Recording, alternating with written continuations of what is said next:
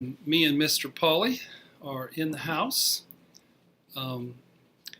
We are going to have Jerry Wise join us at 9 o'clock, and he's going to speak for probably about a half an hour.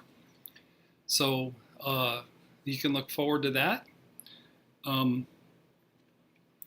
don't really have a whole lot on the agenda tonight. I have one question that I was going to answer that I got from Anne Marie, and I wanted to talk a little bit about some of my future plans for making videos. But I want to start out tonight with talking about a trauma that I experienced when I was 10 years old. Today is November 15th of 2016. I don't know what Polly's doing back there. Polly, dude, seriously. I think he's etching his back or something. I don't know what he's doing. He's showing off is what Mr. Polly is probably doing. So today's November 15th. When I was a 10-year-old, it was November 15th of 1969, 47 years ago. And 47 years ago, November 15th was a Saturday. And I woke up on that Saturday to screams from my sister. My younger sister, whose name is, oddly enough, Rinda. Not this Rinda from Family Tree, but my sister Rinda. And what had happened, my little infant baby sister, Lisa Marie, had died, had passed away from crib death during the night.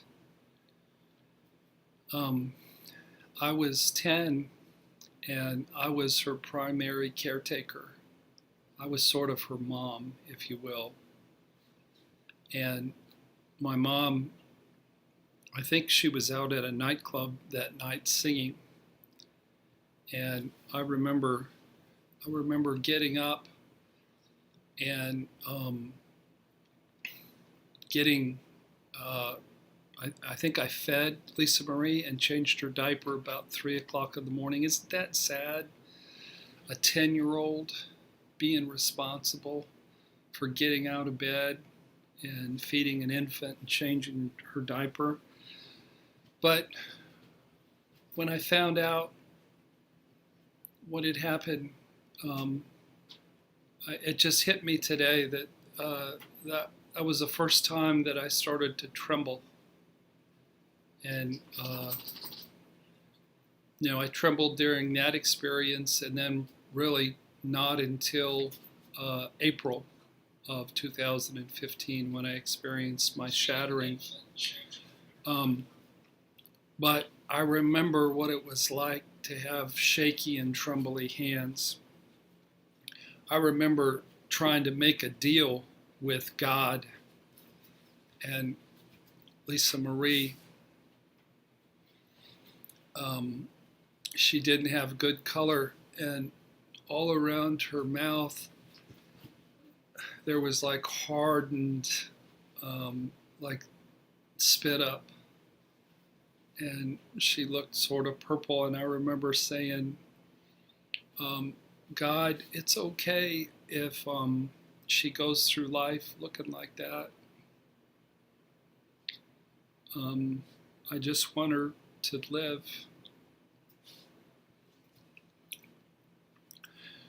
So I got up this morning, and the date hit me that it was November the 15th. And I went downstairs and I found my most cherished possession. If there's a fire at my house, there's one thing two things. I want to get Mr. Pauly, and I want to get this. And this is the little onesie that Lisa Marie would wear a lot.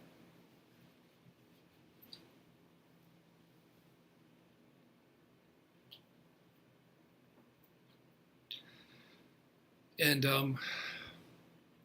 God,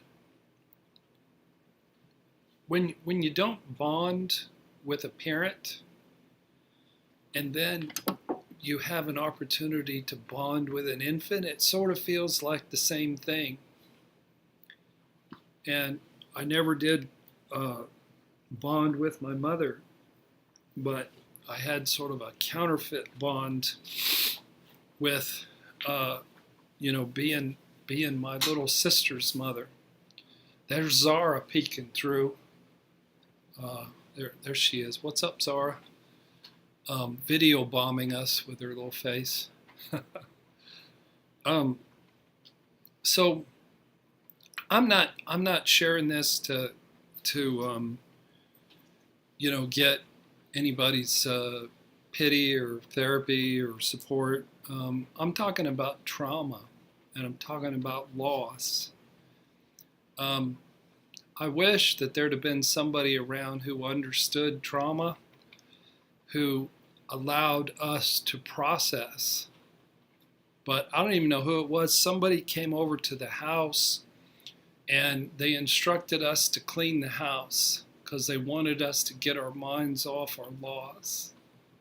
And so there we were cleaning the house. And to this day, sometimes when I feel really stressed, it doesn't really have to be clean, it just has to be in order. If the house is in order, it brings a restorative calm and peace. And I think part of my neatness and cleanness thing is during one of the biggest traumas of my life, we were instructed to clean the house.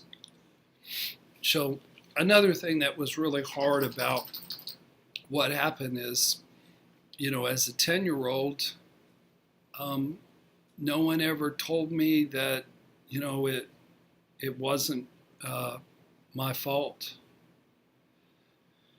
So, for probably 10, 12 years, I just thought it was my fault. I thought I did something wrong that caused her to die. One of the things my borderline mother said was, in a rage, when she saw my rage, which is really just a reflection of her rage, she said, someday you're going to grow up and be a murderer. And haven't knocked anybody off yet, but there's still time. Actually, during my shattering, I was, for one evening, a little bit so shattered that homicide did cross my mind. Not the girlfriend, but the guy she was involved with. But shame is a horrible thing. It whispers in your ear just horrific things about yourself that aren't true. So things happen for a reason. I'm glad that in a way that Lisa Marie got to go to heaven, and she got to, avoid being damaged and abandoned and abused and neglected. All 6 of us kids were sexually abused by one person or another. But I think my affinity for nurturing and probably being a therapist probably came from that role as nurturer. This baby, she had a lot of joy. There was this show, it had a lamb in it, and there was this phrase, it was a cartoon on Saturday morning. It's the wolf, it's the wolf. I don't know what show it was. I don't know if anybody remembers that.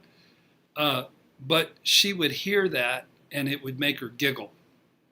So we liked watching cartoons, and that's why Rinda came into my room to collect Lisa Marie so that she could watch Saturday morning cartoons. Remember, you could only watch cartoons on Saturday morning when you were a kid.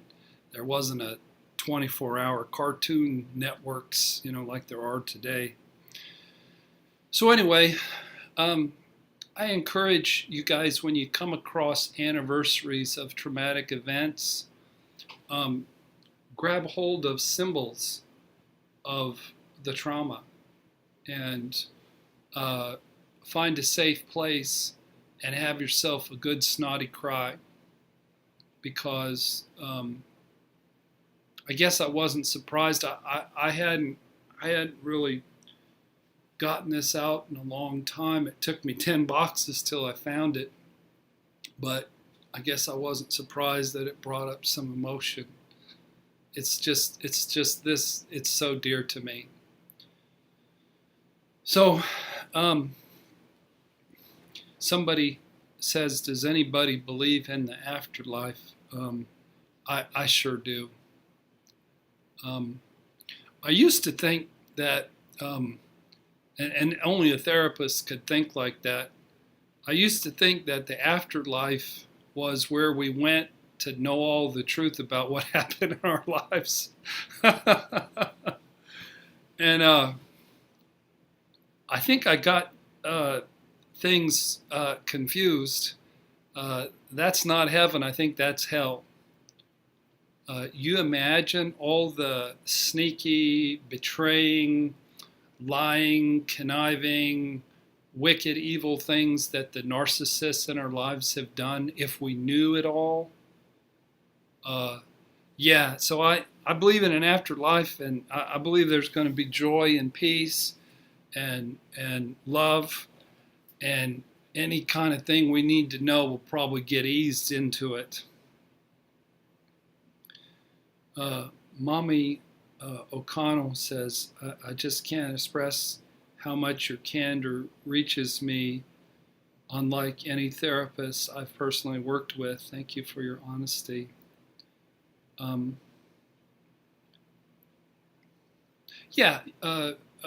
Julie Caskey, symbols of trauma, just things that remind you of the trauma. For me, it's just the date November 15th is a symbol of trauma. We believe that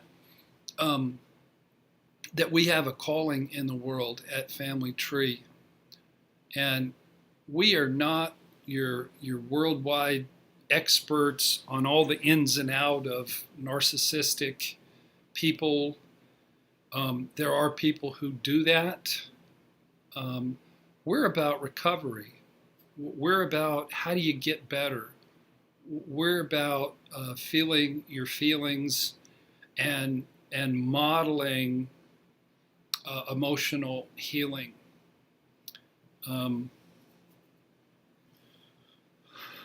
My process of healing this past a year and a half, it's all been sort of chronicled, and I was surprised at just how much energy that I put into those videos.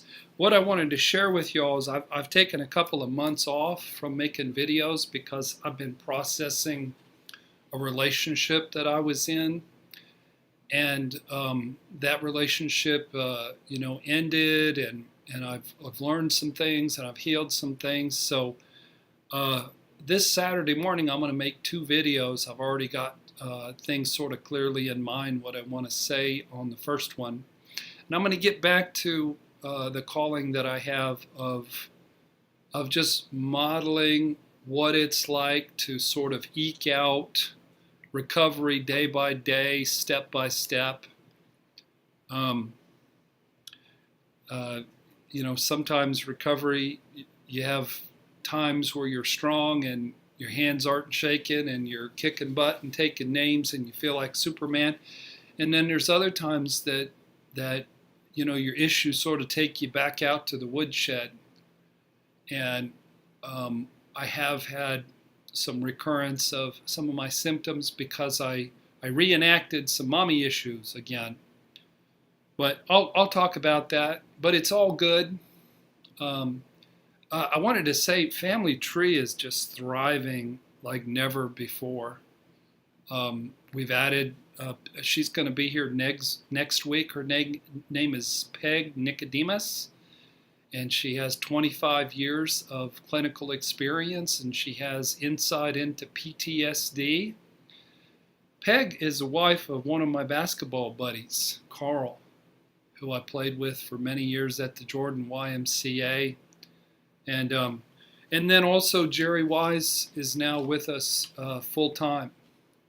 And he's going to be bringing an energy. You'll see him in a few minutes. He's more rested. He's exuding peace. He's exuding a quiet, strong sense of self.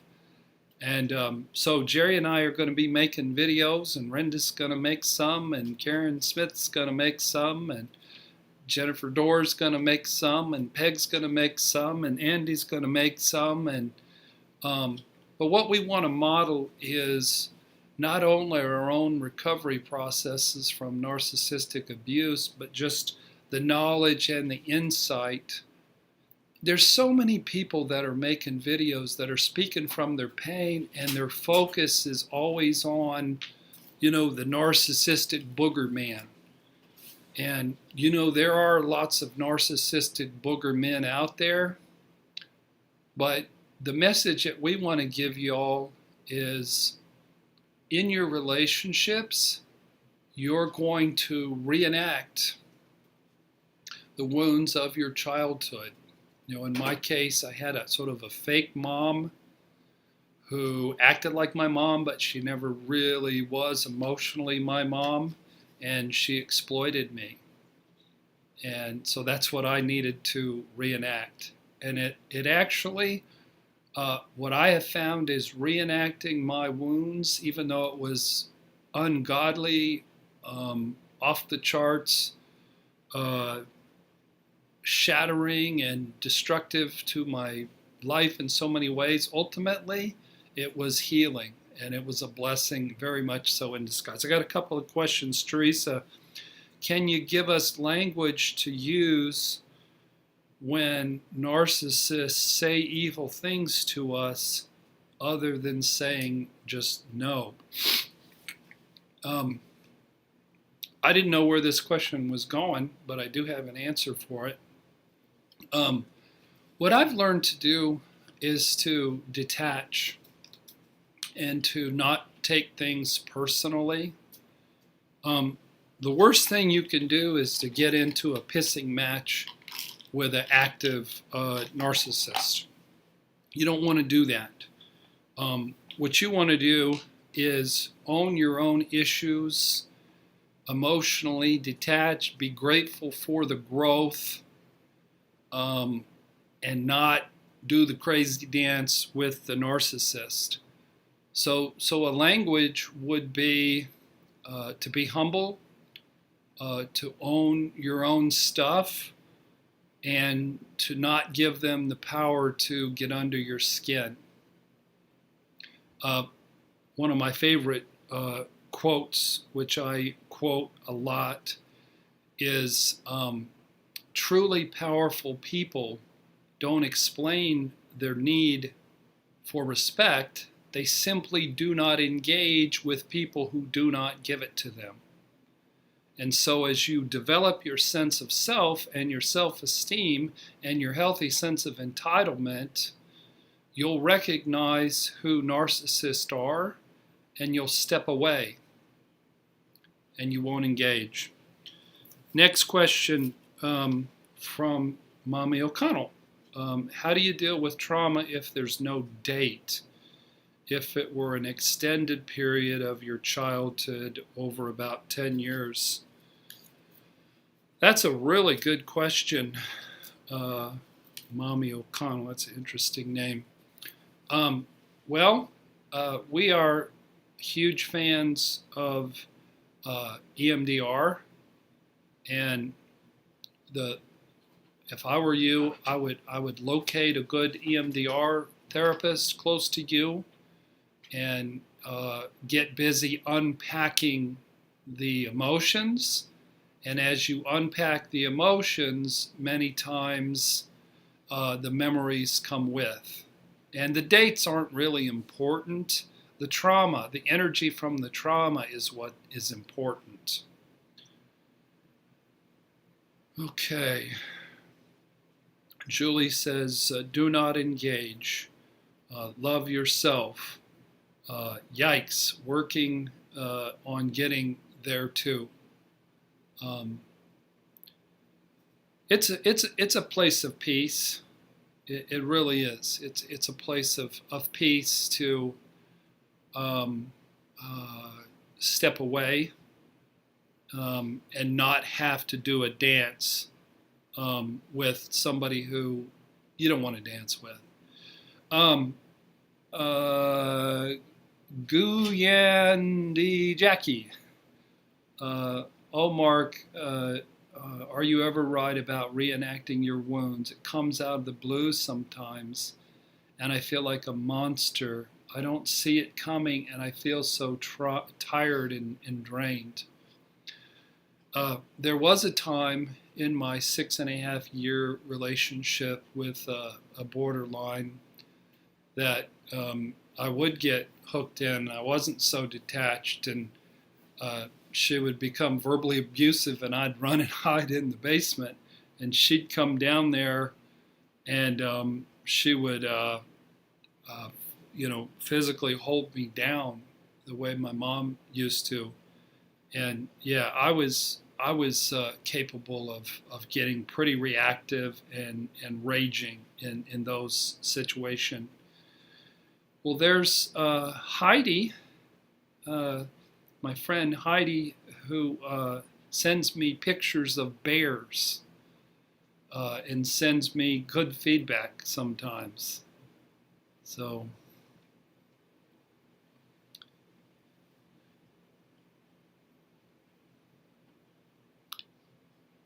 Jerry's going to be along in a little bit. Rebecca Williams says, how do I get past the need for people in my family to understand the abuse that I went through? And how do I either let go of that or need them to hear the truth? If you need them to hear the truth, then you're being hooked. You're being reactive. Early on in my recovery process, I needed my family to understand, and they're not going to understand. Whenever you desperately need somebody to do something, you're being reactive. Even with this current election results, I've learned from the great therapist Byron Katie. I don't know if there's any Byron Katie fans out there, but she says you need to learn what is. Learn to love what is, my bad. You need to learn to love what is. We may not like what is, we may be afraid of what is, but when you're dealing with having to face reality, a positive person who isn't all twisted up with victim mentality, they learn to love what is. What you do is you build a family that's filled with maybe not family of origin, but they're people who love you, who aren't reactive, who you're safe with, and you tell them your story. Honestly, part of my making videos has been, y'all are part of my family of choice. Y'all are part of my recovery community. And I really, it's been very therapeutic to tell the story. And then my story then might help somebody else. Soren says, how do you build a community when you have no family or natural supports? How have you done this in your own life? I was sort of particularly good at this because I was so friggin' desperate. I needed to build community or I was going to die. So I went to treatment at On-Site Treatment Center, and I got a lot of community from that. I went to 12-step meetings. I went to, in Indianapolis here in Carmel, we have a church that has something called 180 Exchange or something like that, and it's a Christian recovery group. I'd go there. I went to divorce care classes, and I hadn't officially been divorced, but I had been traumatized, and I made friends and got support there. We here at Family Tree offer a lot of support to each other. My best friend, Fred, my good friend, Michael, I leaned into my brother, Sam. I asked, and one of the real cool expressions of community you can get involved with is just watching this show and chatting back and forth. Hi, Heidi, how are you? Just talking back and forth to each other, but you desperately need community. It takes a village to raise the children, and it takes a village to heal the inner children. And it certainly takes community if you're going to survive and thrive. I put together a team of my main therapist, my EMDR therapist,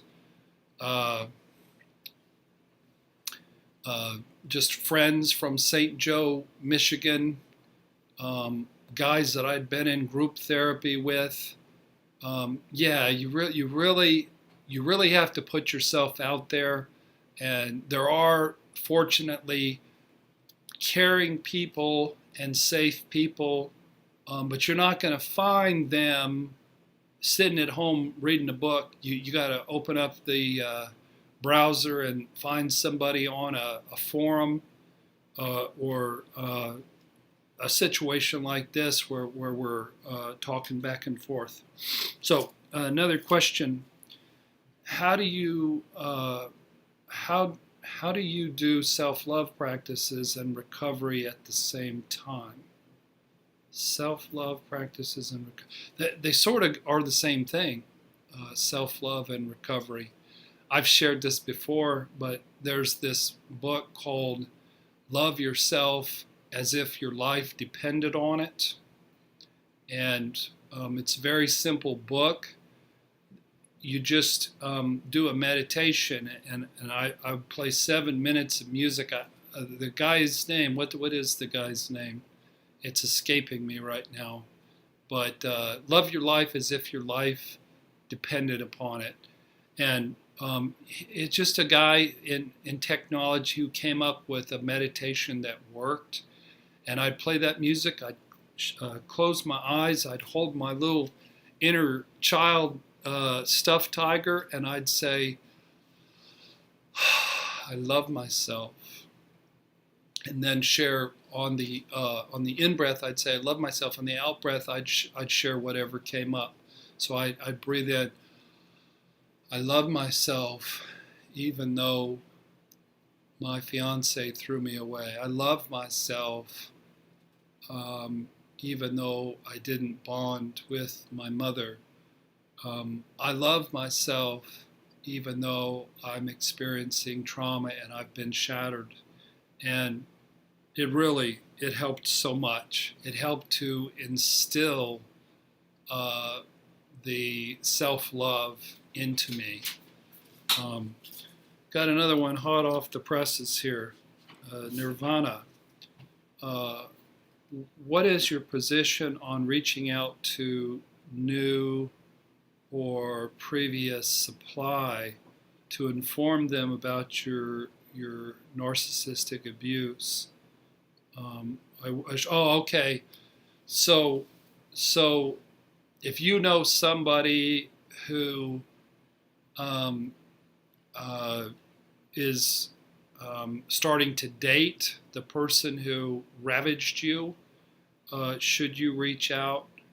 if you can safely do so without getting under fire from a vicious narcissist, and if you can give somebody a heads up, I tell you what, I would have given my right arm if somebody would have said, hey, that Betsy lady, she's a con artist, and she lies, and she uses men for money, and she is a sex addict, and run. Now, once we get hooked, then even though everybody around us is saying run, the wounded, needy little kid in us would rather dance than run. Jennifer Dorr says, hello, everybody. Another thought here. I want to get to the question from Anne Marie, because my man Jerry Wise will be in here in just a little bit here. Now, this is a controversial question, and I'm going to give a controversial answer. I don't mean to offend anybody.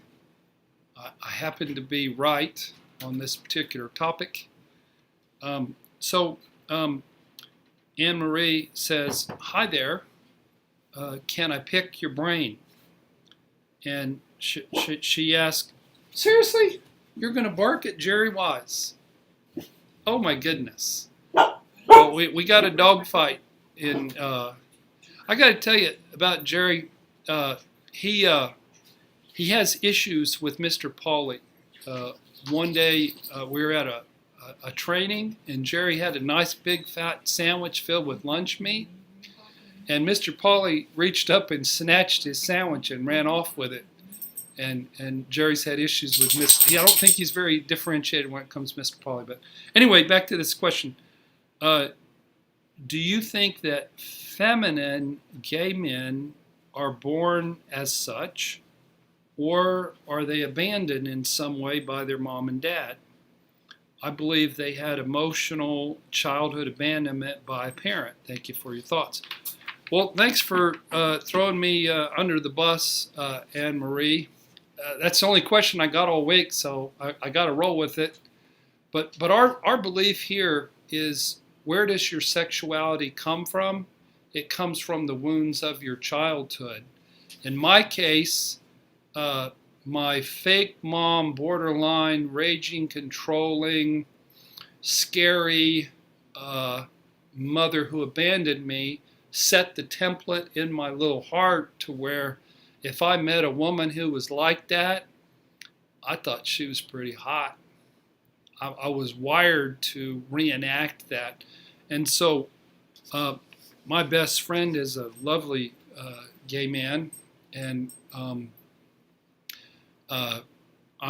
very much so, pro gay rights, but I do disagree if they say that, hey, I'm just born that way. I don't believe anybody's sexuality is predetermined at birth.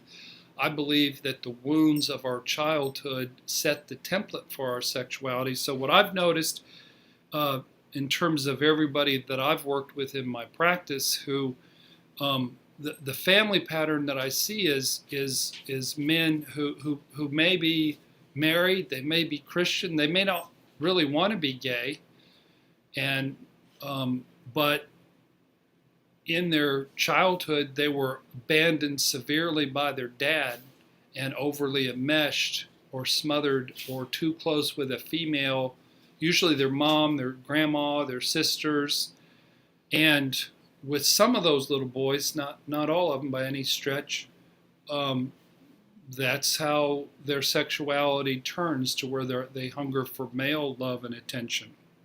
So I hope that doesn't piss anybody off, and I hope that answers your question. But I would. It's not about being gay or being not gay. It's about sexuality, and when the first thing we try to find out is, how were you loved as a child? If somebody comes in and they tell me who their spouse is and how their spouse is treating them, I already know what their parents are like. And if somebody tells me about their parents, I already know what their love life is like. The two sort of go together. So One last question, two last questions. Jerry's in the bullpen here. I'm gonna answer these real quick. Would Family Tree be interested in creating a message board on chat application? We could all join in. Yes, Mommy O'Connell, that's a great idea. Tell us how to do it. Tell Renda Hall how to do it, and she'll do it. She's great at following through. I'm a little ADD-ish. If you tell me how to do it, I may get busy and not get it done. But yes, that'd be awesome. Both my dogs, Limitless, both my dogs went to bed, but they like Mark's voice. I don't have a lot of luck with women, but I'm good with dogs, evidently. My narcissist wants to know if I'm not the same, do I tell them, or what do I tell them what I am doing? My narcissist wants to know why I'm not the same. Do I tell them? Personally, I think the least you tell a narcissistic person, the better. You know, don't tell them your secrets. Don't tell them about whatever you tell them. They're going to use as ammunition to hurt you. They don't need to know. Just get better. Okay, so Jerry Wise has a lime green shirt on, and he looks real handsome today. And I'm turning the camera, and he's got some things he's going to share with you. Welcome, my brother. Good to see you. The people are ready for you to drop some wisdom. I'm going to turn the lamp off behind you there and turn you loose. Drop the wisdom. Well, I'm hoping. You got to put your cheater glasses on to read the little writing. Is this one for Mark? Oh, it don't matter. You can save it. Okay. And I'm hoping that folks might also this evening maybe send me some questions. I actually had left my previous notes at home, unfortunately, and I thought would be some helpful things to share, but I did leave them at home on my desk. Maybe that's just... You're in good shape because we have a community here of really super awesome people, and they ask super awesome questions. So I think you're going to get plenty of questions to answer. So go with what you got, and they will supply you. They're awesome. So go for it. That would be great, and I will do that. And do you have the live? Right here. You can use my phone. If you want. Or in other words, so I know when I'm in the screen. Oh. See, that's where I'm. It's a little tape delayed. You're in it. Will I be in? Okay, I just. I'll turn it for you just a little bit more. That's fine. Because I couldn't tell whether I was in or not. I did want to share a couple of things that might be. Maybe move over to this chair. Okay. It might be a little better, Jerry. I can do that. Go for it. Okay. A couple of things I wanted to share this evening.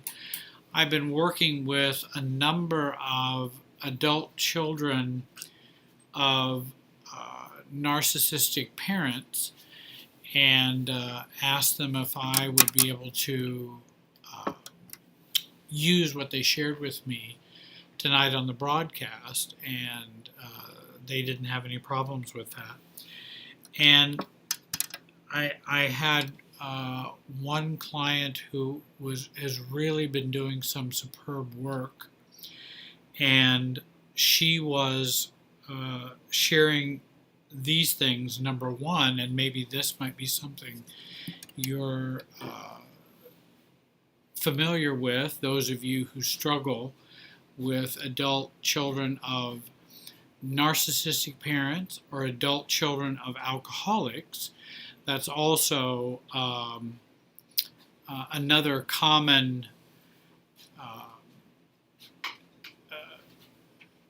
family dynamic in which we don't think we will be believed. And I think it's very problematic for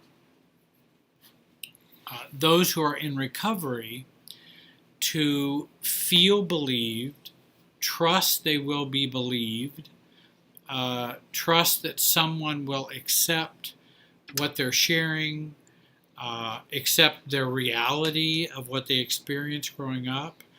I know this particular client, she was talking about how her siblings don't believe her, her parents don't believe her, and her mother, particularly, who is a severe narcissist, doesn't believe her.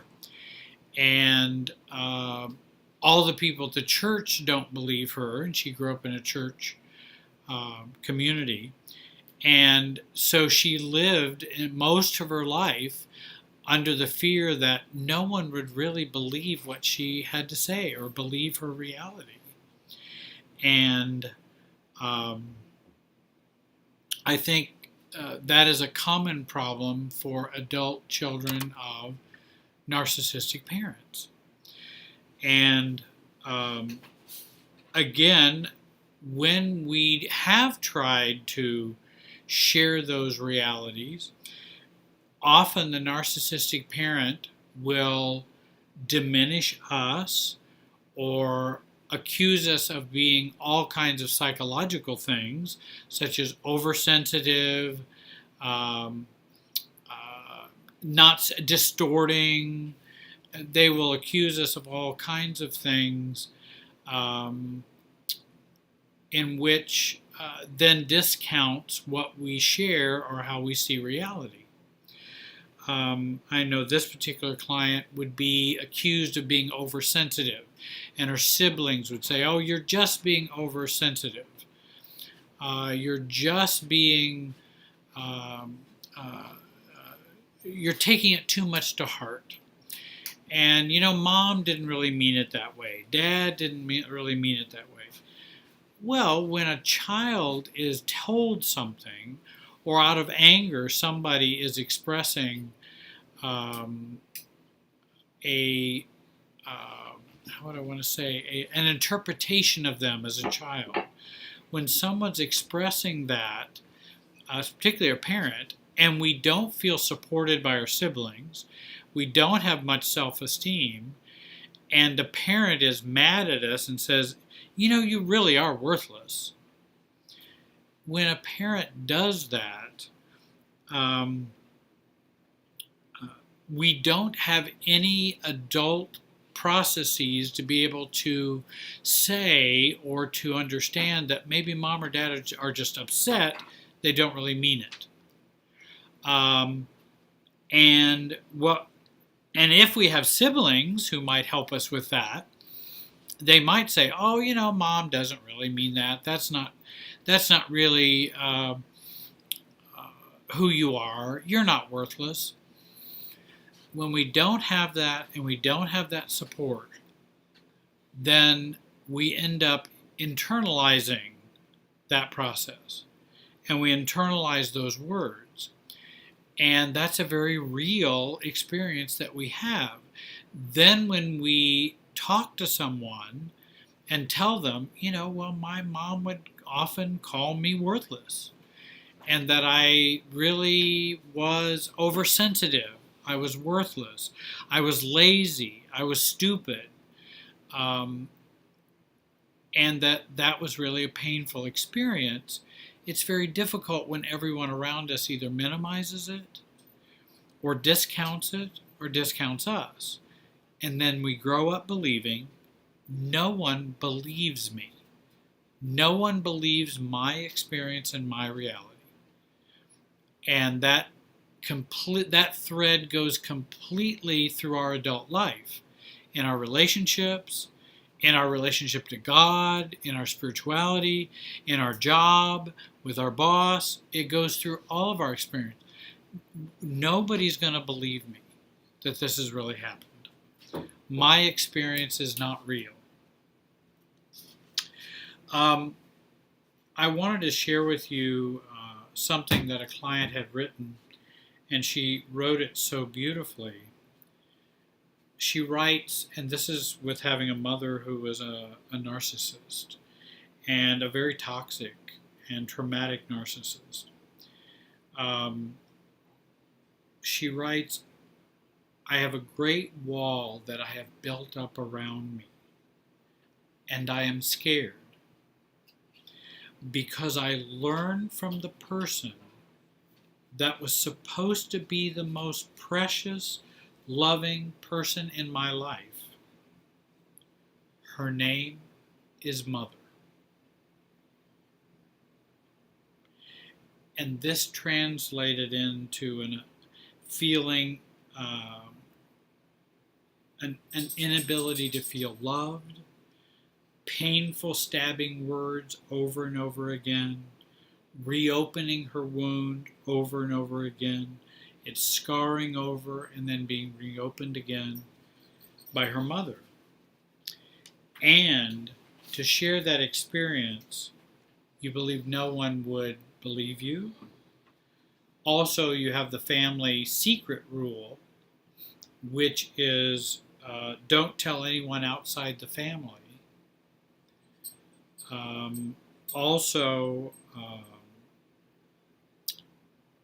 We have the don't talk, don't think, don't feel rules that are very common for narcissistic homes and also for alcoholic homes. And I really thought that she expressed her feelings very strongly and very poignantly about her relationship growing up. We also talked about how a lot of adult children of alcoholics, a lot of adult children of narcissistic parents have difficulties with their spirituality. Because guess who our first God is? And that's our parents. And so that's our first theology. That's our first scripture. That's our first spiritual experience, is with our parents. That also flows right on into our adolescence and our adulthood. And I remember when I was a pastor for many years, people would come to me and they would talk about their difficulties with their spirituality and their difficulties in connecting with God. And what I always noticed was a common theme. The problems that they had with their parents are the problems they were having with God. Because our first God is them. And then our parents. And then we come to try to understand God. They would read the Bible in a narcissistic family way, or an adult child or an alcoholic way. They would read the Bible in that way. They would pick out those verses and ignore other verses, because we will pick and choose. They will pray a certain way. They'll expect a certain thing to happen with regard to spirituality. And then we also overlay that onto the leadership in the church. And of course, when I was a priest or a pastor, then I became somebody's father. And becoming somebody's father, then I get into the difficulty and transference of parishioners who the parishioners who see me as a replacement for their own parent. And so the issues that the parishioner would have, that would get placed over and above the church and would get placed onto the church environment. Often, if we are an adult child of an alcoholic or an adult child of a narcissist, we will end up finding ourselves in a department and in a job that's very much like our narcissistic family, or very much like our alcoholic family. We take all of that which is within us and that emotional field, and like a tractor beam, we end up finding ourselves in jobs and with bosses that are very much like what we grew up. That also can include churches. It can include social clubs. It can include fraternities or sororities. Any organization can become my family of origin. And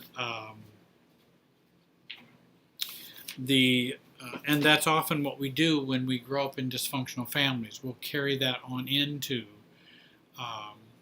an organization that we're in.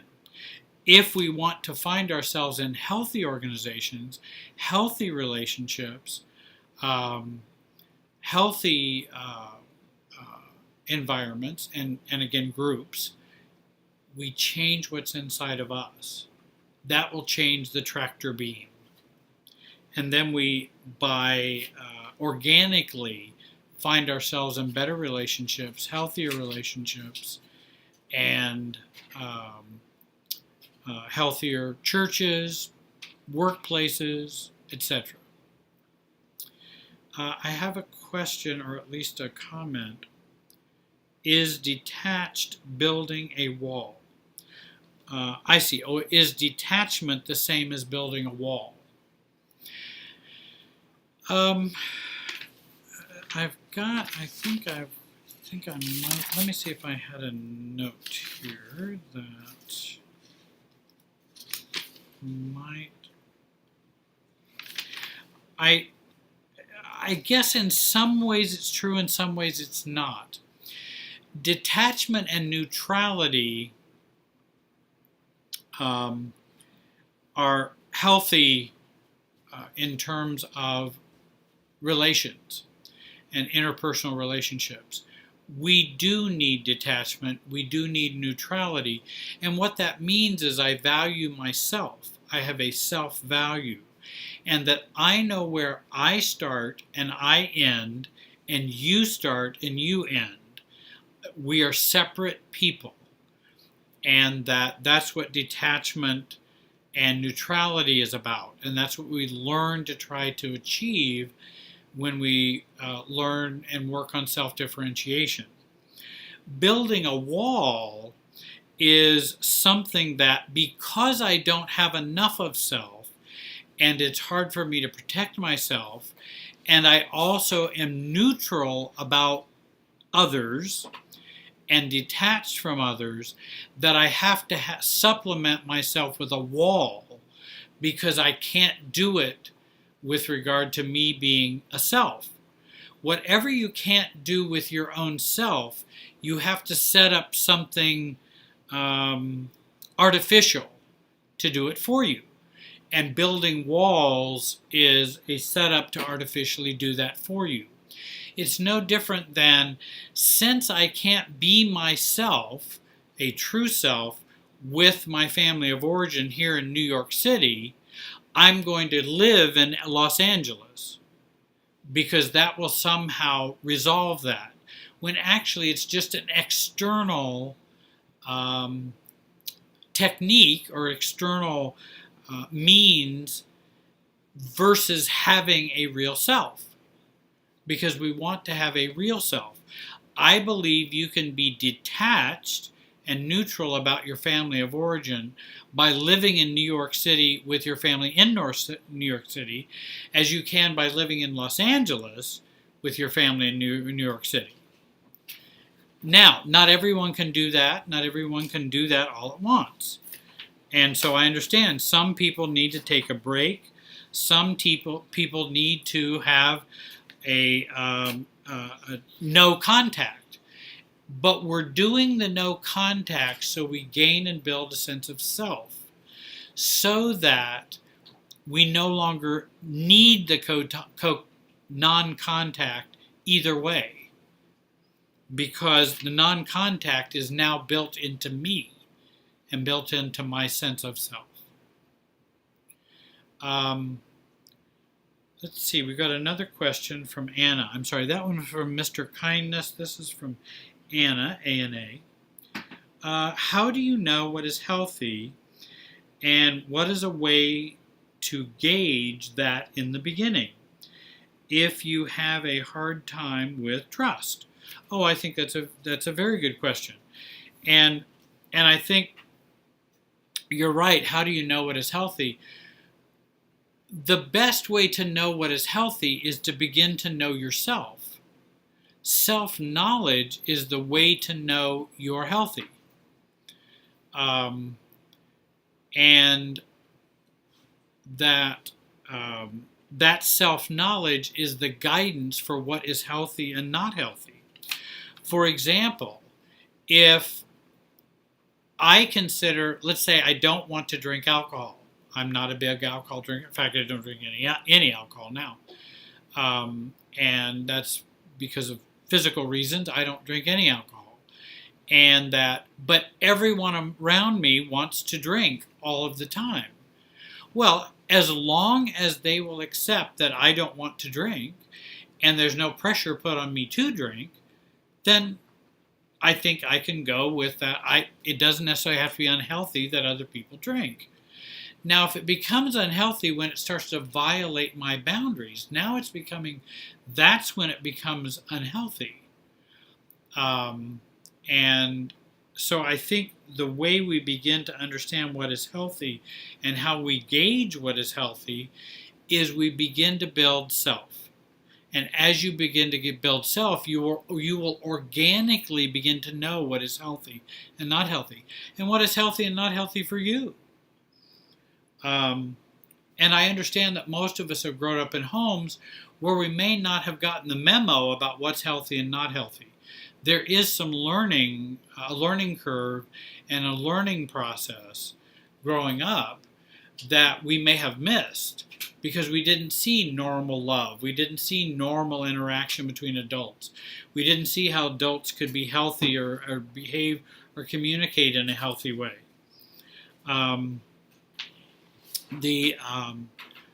But I hope, Anna, that's a little help to you. If you've had some trust issues, let me tell you this. This is the way I work with folks who have trust issues, and a lot of people do, including myself. I also know trust issues have at their heart, not that I don't trust other people. They have at their heart, I don't trust me. And so the way to deal with trust issues is learn to care about and care for and trust yourself. You then will have lessened and fewer trust issues with other people. Because if you can take care of you, other people are a lot less a problem. So remember, trust issues about you trusting you. And often we don't if we have trust issues. Since we were talking about reconnection, or I have Heidi says, are you saying I should reconnect? Well, I don't ever it's hard for me to answer that for anyone because I don't know the full circumstances. I think it's important that we always stay connected, but let me tell you what I mean by that. I don't mean that I should set myself up, experience or go through the abuse of an abusive, toxic family member or families. That's not what I mean. What I mean is I stay connected internally so I can resolve it and their issues and how they've affected me. That's how I want to stay connected to that family of origin. It doesn't mean you're going to go visit them every week and try to be friends with them, especially if they're toxic. Now, there are some people that I think, and some families, because it is a continuum, we have very toxic over here, we have far less toxic over here, and maybe even mildly problematic, all the way up to sociopathic, psychopathic, The further up on that continuum they are, the less we can really stay in physical contact with them, and mental, emotional, and communication contact. It's just too toxic. But that's not me cutting off from them. That's their toxicity forcing me to go away. Nice. They're actually cutting off from me. Shall I repeat that? I'm not cutting off from them. They're pushing themselves away from me. That cutoff does not harm me. Cutoffs harm me if I'm making that choice. That's where it becomes more problematic. But if someone keeps violating my boundaries and I keep getting pushed back and back and back, that's not a cutoff. That's them cutting off from me. And they will have to pay the price for that emotionally, not me. They already probably are. Mommy O'Donnell, I think. Mommy, is that right? Oh, okay. Mommy O'Donnell has how do I parent me and be responsible like most adults? And that's a very good question too. And I do a lot of self-specialty work with folks as a self-specialist that how do I parent me? There's some good books out there about parenting you. I think transactional analysis, which is an old term that was used many decades ago, but the different parts of me, the adult, the child, the critical parent, those kind of parts of me that we learn when they are talking and when they are speaking, when they are acting, when they are feeling. And we get to know ourselves better. How do I be responsible like most adults? That's a very good question. What I tend to do is, I'm 62 years old. What I think about is take myself out of the situation and out of my circumstances, and what I say is, what would a 62-year-old man do in this situation? What would any 62-year-old man do? What would I think a 62-year-old man would do? And then I go, well, maybe that would be a good thing to do. What if I were not their son and just a 62-year-old man? What if I were not their spouse and just a 62-year-old man? How would I behave, think, and respond in this situation? If I cannot, then I want to find out why can't I, and I need to talk to someone about that. If it helps me understand or explore that more, then I can begin to use that detachment for what a mature adult might do. Also, I do a lot of practice with folks and a lot of work with them to rehearse adult and mature behavior. We do need to rehearse it, and rehearse it. And then it becomes normal. Those are some things I wanted to share with you. I appreciate all your questions. I'm sorry I was not as well organized as I have been at other broadcasts. You were awesome. Mommy O'Connell says, that's fantastic, Jerry. Thank you. I will try to work on asking that myself first. Another Limitless says, you don't know the 62-year-old men that I know, just their babies. Okay, let me say healthy 62-year-old men. No, there's plenty. You're right. You're right. Think of someone positive and mature in your life, or somebody you've looked up to, and go, how would they behave in this situation? My 5th grade teacher that I looked up to and thought was a real mature adult. How would Mr. Crow respond in this situation? That's what I might do. You're going to get on the road and I will let you go. Hang out at your condominium. Head out of my place. All right, my Thanks, brother. Guys. You have a good night. Thank you, Mark. Thank you, Jerry. And thank you, Rinda. So,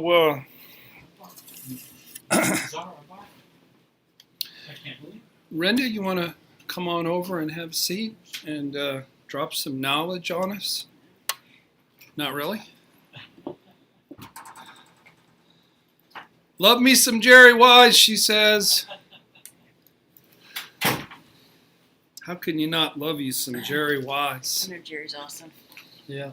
Jerry's awesome. Good evening. Good evening. How are you? I am doing well. You've been transcribing questions and opening cheese packages. Feeding Mr. Polly. Feeding Mr. Polly out of your hand. I've got a couple questions. Do you want to just take them cold? Do you want me to roll into one? Sure. What do you want to do? It doesn't matter. It's up to you. Just roll into it. Let's go. Okay. All right. I'm laughing to death. Writes, any advice for a narcissist who's trying to recover?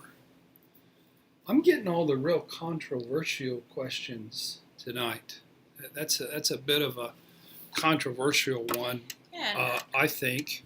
I think it is too. Do you want to take a run at it first? Well, first of all, there's healthy narcissism, but I mean, if they're asking, what do I need to do to recover? Are they a true narcissist? That's first of all my question. Because if they're asking, this kind of says that they have some empathy and some insight into themselves. So, I think that maybe the better question is, what are my wounds and how do I heal them? I think that would be the better question to ask. Right. Instead of labeling yourself the narcissist, because it sounds to me like they're not. Right. I've shared before that narcissism isn't a you've got it or you don't. I turned this the wrong way. Sorry about that. I always do that. It's not a you have it or you don't situation. Sometimes there's degrees. Right. Somebody can have some narcissistic tendencies, not be a true full-bore narcissist, and have some empathy. Right, and they call that's some.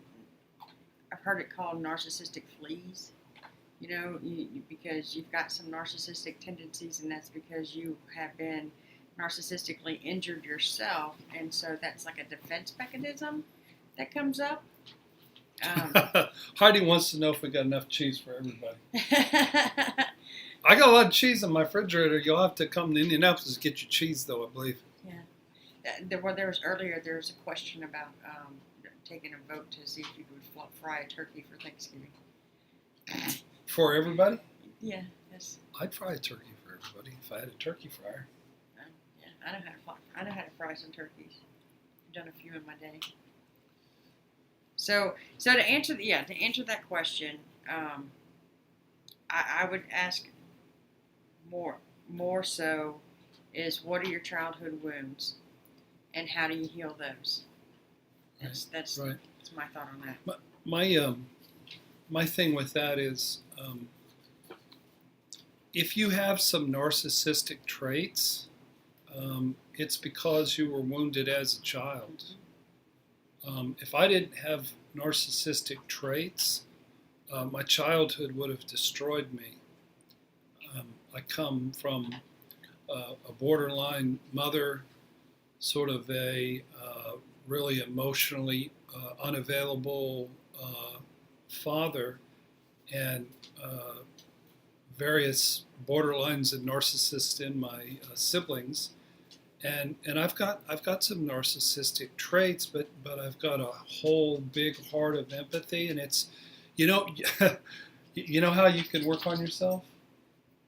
You can go out and get slaughtered and shattered by a really bad narcissist and have your hearts in a ripped out. relationship. Just get into a relationship, and that's how you work on yourself. We're joking. We're halfway joking. But it's true. Yeah. I mean, because Yeah. like any relationship that I've been in, it's like, now I see it as a gift, and then it was horrible because I thought it was being done to me, but it was like I signed up Mr. for it. I Pauly wants recruited to it, get on the camera.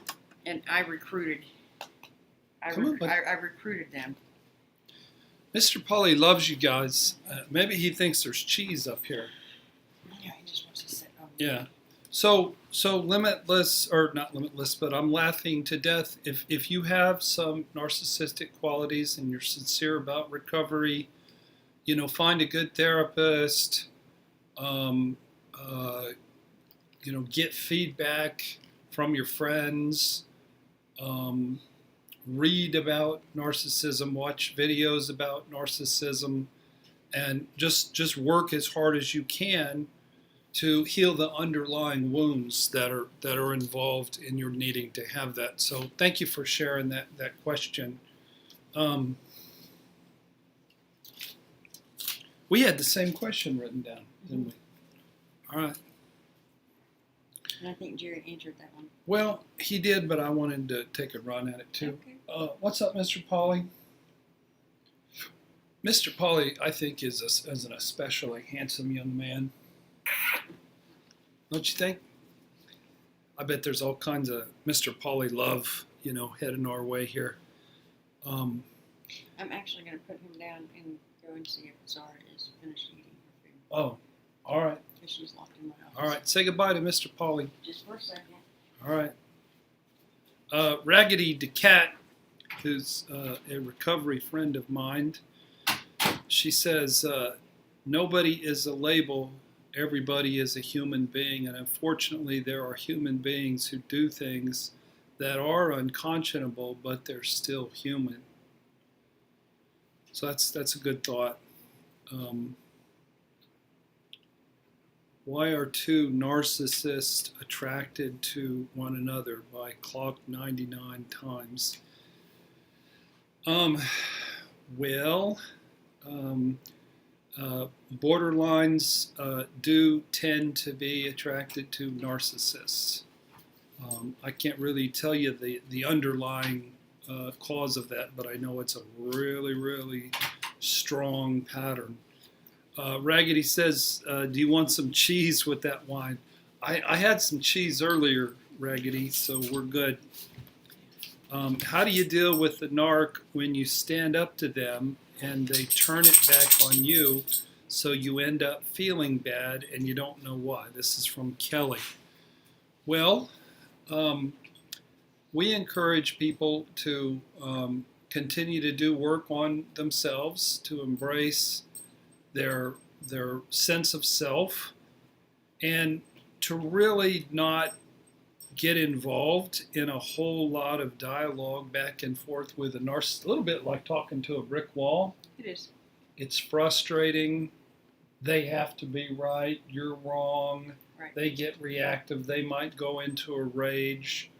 So, Kelly, the thing I would ask you is, why are you having the conversation? Do you need to be heard?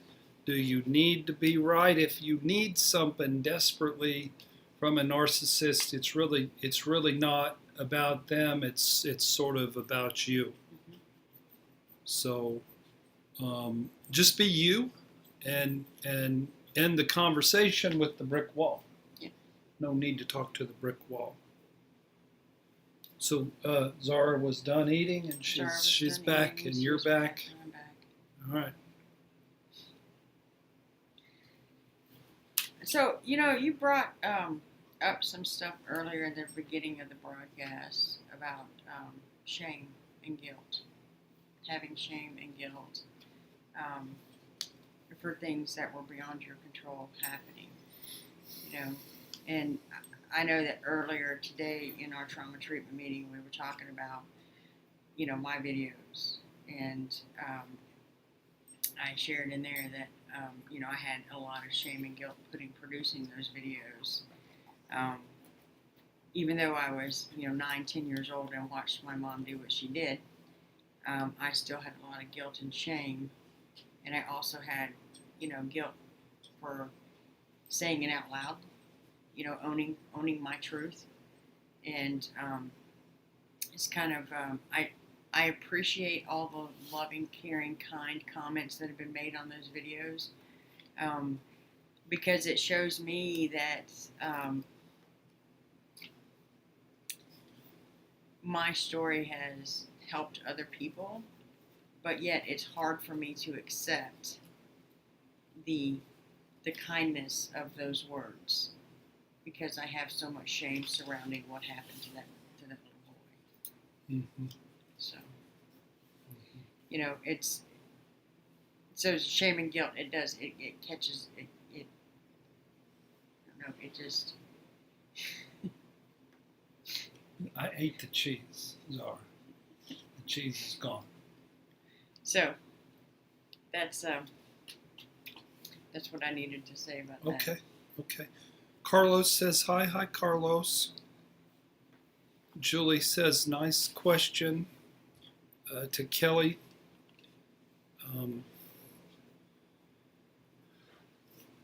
hopefully the mainstream psychological field catches up with this soon. Thank you, Family Tree Counseling. Raggedy says, love Mr. Pauly. Heidi says, bring more cheese. Zara needs some cheese. Zara needs cheese, I guess. Yes. Zara had some dog food. I don't know if she needs some cheese. But we love you guys. We know what it's like to feel the pain. And it's just the coolest thing what's been going on at Family Tree. There's just an energy here. There's an excitement. There's a safety. Yeah. We feel sort of poised that we're ready to really sort of be used by God and the universe to really touch people, and we enjoy these live feeds. We don't have tons of people watching them. Like if we made a regular video, we might get more people initially, but we love the interaction. We love the community. We do. The community. It's fun. It's safe. You guys produce some awesome questions. Kind of make us think on the spot, which is always fun. What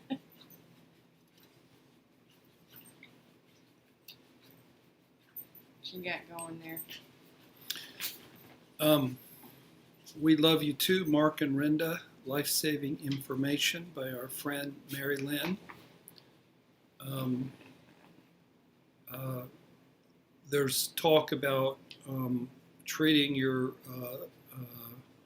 symptoms with both exercise and with music. There's times when I just make myself work out, and it's not like I'm pumping thousands of pounds of iron on my elliptical, and I have these 8 little different stations in my downstairs gym, and I work up a sweat, but it can turn a bad week into a good day, just one workout. So that's pretty awesome. It's okay. So were you answering Brian's question? I didn't see Brian's question. So Brian says that I'm becoming angry at the drop of a hat and immersing myself into distractions to ignore everything I need to be doing. Any tips on realigning myself and getting control of my life again? Say it again. I was reading a question and I drifted. I'm becoming angry at the drop of a hat and immersing myself in distractions to ignore everything that I need to be doing. Any tips on realigning myself and getting control of my life again? Yeah, it isn't about control. It's about figuring out why you're mad. Right. Search your soul, sit down with a friend, sit down with a therapist. Maybe you're mad because you're not practicing self-care. Maybe you're mad because you're allowing people to violate your boundaries. Maybe you're mad because you're having family of origin stuff. Mad isn't just mad, it's right. Why you mad. Well, there's, mad is a gateway.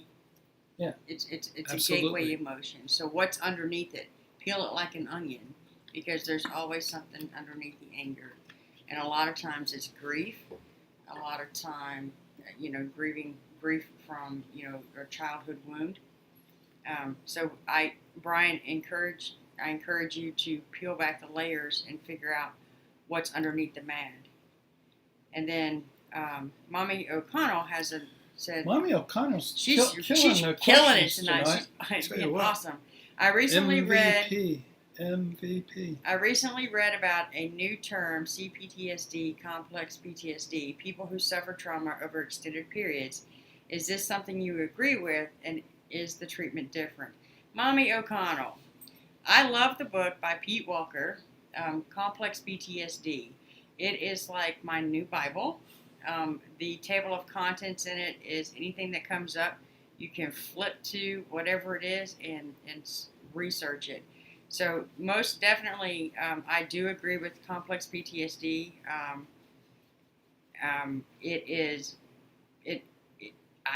suffered from complex PTSD myself, and I encourage you to get Pete Walker's book. That's what I got to say about that. And the treatment is, he explains that more so in the book. And the treatment is, it's a lot of self-care, having insight, and working on those childhood traumas. Okay. What else have we got? We don't have a spotter here to help us out, so we're No, just- Honduras is going to bed. I wonder where he's from. Do we know where he's from? I do not know. Let's see. Guy and Jackie, why do I always feel I'm bothering people and unimportant? Is this Guy or Jackie talking? Don't know. I don't know either. You got an answer for that? Say it again. You're not paying attention. I'm a little. Why do spacey. I always feel I'm bothering people and unimportant? Last week in the show, I kept losing track of things and not paying attention, and somebody asked if that was a symptom of PTSD later in the show. Yes. I got a chuckle. Say it again. Gotta find it now. Why do I always feel I'm bothering people and I'm unimportant? Yeah. You know, when you're wounded and you're not nurtured, you just don't develop a healthy sense of entitlement. And you don't feel entitled to attention, to nurturing, to love. So, Guy and Jackie, it's Jackie. Hi, Jackie. Yeah, you got some work to do on learning how to love yourself. And healing that sense of entitlement wound that you didn't get from a mommy or a daddy when you were growing up. Okay, Teresa. So I'm just going to throw this out here because you guys, there's been several questions and things about doing a chat forum or anything else. And Teresa says we could do a meeting on Skype. So I'm just going to throw it out there. You guys, whoever's interested in doing a Skype once a week meeting, go ahead and drop me an email, rindahall@familytreecounseling.com. Let me know who all's interested, and I'll see about getting a meeting together on Skype for you guys, in addition to the live stream. Is there going to be a charge for this? I a would minimal charge, or I guess you and I can discuss that, okay? and then I'll get it to whoever's interested. If there is a charge, it won't be much. Right. Let's see. Soren says, "Can you give me more examples of self-care?" Well, for me, I get up in the morning, and I'm an old guy, so I take a bunch of pills first thing I do. And then I go jump in my hot tub. And when I'm sitting in the hot tub, it feels just like crawling back in the womb. I'm telling you what. I go in there with my back sore, or a sore neck, or not woken up, or depressed, and I come out feeling refreshed.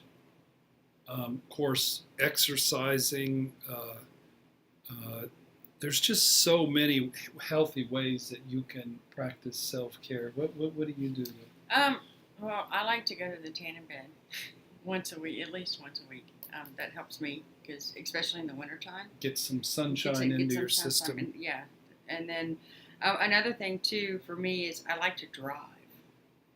So like when I Just get get in really, the car and drive. just get in the car and drive, and just throw on either a book or some music, and usually if I'm in a really, really bad mood and just need to kind of relax and stuff, I'll turn on some really good music and turn it way up and just sing in the car. Mary Lynn says, anything you do for yourself, like get a haircut. Yeah. And I just noticed you have much hair there to cut my. I'm really lucky in that way. I really like being bald myself. But I sometimes I'll shave it real close, and that feels like a form of self-care. Yeah, and then I go every other week and get my nails done and my toes. Show your girly nails on Do you the have curly nails? Can you see 'em? girly nails. They're frozen. I have girly nails, Yeah. and I have designs on my toes. Jennifer Dorr says self-care can be anything that you do that is for you, that you enjoy, and it either soothes you or makes you feel like you're pampering yourself. Laura said, Mark, I appreciated that in one of your videos you shared that in the midst of newly discovered trauma, you would have taken a break from work in hindsight. Yeah, I should have left work the day this happened, and I continued to work and work poorly for about 2.5 weeks, and I was a little grumpy. I alienated several clients. Yeah. I was a little direct with people. I needed to be home taking care of myself. When does PTSD set in? Julie wants to know. How does PTSD start? Is that the same question? She said, well, yeah. She said, how does it start? And then she wants to know, when does it set in? Which question is which? I think they're one and the same.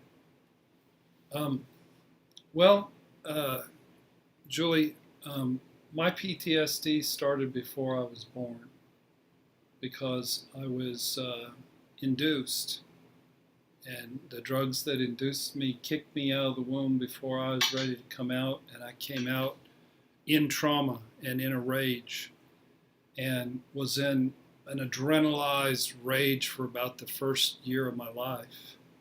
And then it sort of sat buried. It came out again when I was 10 and my baby sister died.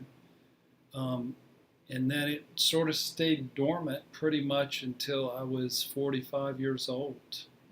And then by working on our issues and being involved with several really notorious and hurtful borderlines, I reenacted, and so basically the trauma begins with me not long after I start dating somebody. That's usually you can put the two together. Right. For me. So she goes on to ask, who is responsible for the trauma? Who's responsible for the trauma, and does it depend? I'm not getting on the same wave. Who's responsible for? You know what we tell people is when you're a child, You're not. your parents are responsible Right. for not protecting you or for directly traumatizing you. And then in your adult life. As an adult, if you like in my case, I went out and unconsciously sought out a borderline who really didn't love me and lied to me and exploited me. Who's responsible for the trauma? I was. And you're adult, as an adult. Right. I sought her out. I signed her on. I looked the other way, and I'm responsible for that. Right. You know. And just like I'm responsible for the trauma that I suffered in my adult relationships. What I went through as a child, I wasn't responsible for it because I was a kid. Yeah. So. Heidi says self-care equals creating something. And that's really true. I'm looking forward to creating some really emotionally raw, creative, poetic, powerful videos. I got those coming. Awesome. So, in speaking about self-care, y'all aren't gonna. I don't know what you'll say to this, but one of the best ways I nurtured myself is watch me some Dallas Cowboy football. Now last year watching them was trauma. Because they only won, I don't know, they might have won 4 games all year, and but this dude, Cleaning people. They can hear the cleaning people. Wow, she's on it. Well, we should wrap down because We Zara's should. about ready to have a fit and eat her a cleaning person here pretty soon. Self-care for me is appreciating the little things like putting the kitty under my blankets. That's sweet. Well, Okay. uh, I think this has been a great show. thank you for tuning in. I hope you got something out of this. I know that you got support from each other. And if you guys want, doggies like the Cowboys, Limitless Thinker says, amen to that.